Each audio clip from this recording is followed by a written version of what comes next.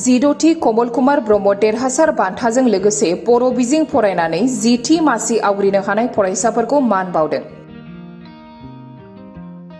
दुलाराय बर' फरायसा आफादा बर' बिजोंजों फरायनानै 2022 मायथाइनि मेट्रिक आनजादाव सेथि थाखोआव उथ्रिसार जानो हानाय जौसिन 10थि जायगा आवग्रिनो हानाय साबसिन फरायसाफोरनो होनो गोनां 10थि कमल कुमार ब्रह्म देरहासार बान्था राननाय आरो मान बावनाय हाबाफारिखौ चिरां जिल्लानि सिङाव थानाय बेंटल जांख्रिखां फोथाराव खुंफुंनाय जायो।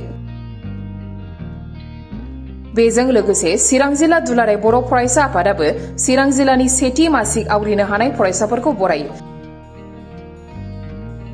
बे हाबाफारियाव गाहाय आलासि महरै नुजाथिदों नर्थ इस्ट इउथ एनजिअ फाउन्डेशननि आफादगिरि रन्जन बरुवा, दुलाराय बर' फरायसा आफादनि आफादगिरि दिपेन बर', एमएलए जयन्त बसुमतारी, बिटिआरनि इएम रनजित बसुमतारीजों लोगोसे दुलाराय बर' फरायसा आफादनि माखासे सोद्रोमाफोराबो बाहागो लादोंमोन।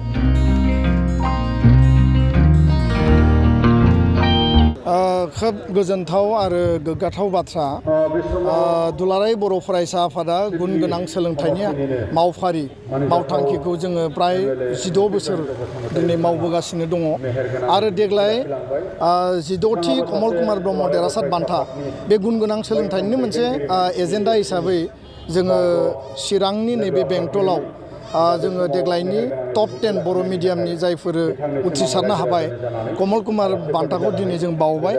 दीपक बर' आरो मनदीप बर'आ 97% मोननो हादों।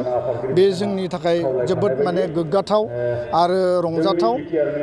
लोगोसेनो बर' मिडियामाव 17,303 फरायसा फरायसुलिया मेट्रिक परीक्षा होदों।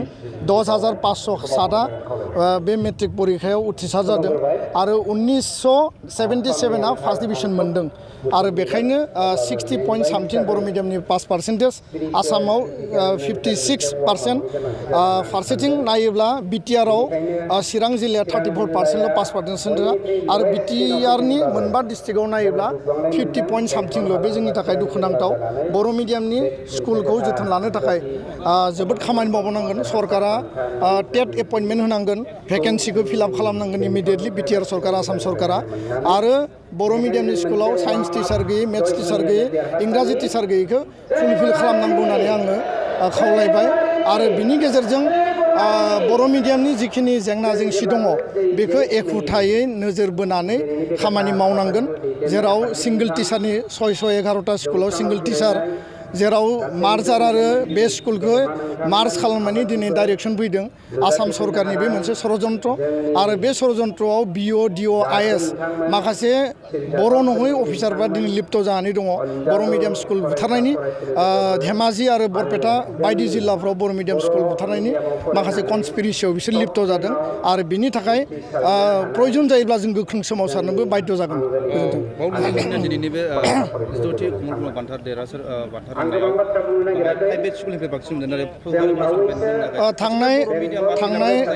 थांनाय 2006निफ्राय बोसोरब्रै बोसोरबा जों नायदों बेयाव मेक्सिमाम सरकारि स्कुल बा भेन्सार स्कुलानो टपार मोनदोंमोन।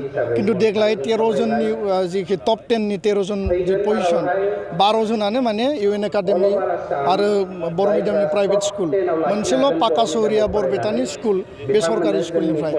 दा सरकारि स्कुला मानो डाउनाव थादों बे बाथ्राखौ नोजोर बोनानै सरकारा हाबा मावनांगोन, टिचार एपइन्टमेन्ट होनांगोन, गार्जेना गोसो होनांगोन आरो लोगोसेनो जोंनि टिचार्सफोरा 9टानिफ्राय 2:30सिम जि क्लास खालामनाय बेखौ मोजाङै क्लास खालामनांगोन, स्टुडेन्टखौ गाइड होनांगोन, होमबानिया सरकारि स्कुलाव मोजां रिजाल्ट जागोन। दा बेखायनो आं खावलायगोन सरकारजों लोगोसे फोरोंगिरियाबो बिबान दङ आरो जोंनि फरायसा फरायसुलिनिखौ मोजाङै मार्क्स होनांगौनि बेलायाव फोरोंगिरिफ्राबो गोसो होनांगोन। खुलुमबाय, आंनि मुङा मुस्रि मणि बर'। आं गोसोआथ' गोजोननाय मोन्दों, होमब्लाबो एसेबां गोजोननाय मोनाखै। मानो होनबा टप 10आव हाबनो मोनाखै, नङा होमबा, आसामनि अल टप रेंकआव। ओमफ्राय गोसोआलाय एसे गोजोननाय मोन्दों, मानो होनबा कमल कुमार बान्था जे आगोलनिफ्रायनो होबोगासिनो टप 10 मोननायफोरखौ बर' मिडियामाव, ओंखायनो एसेब्लाबो गोजोननाय मोन्दों आरोना।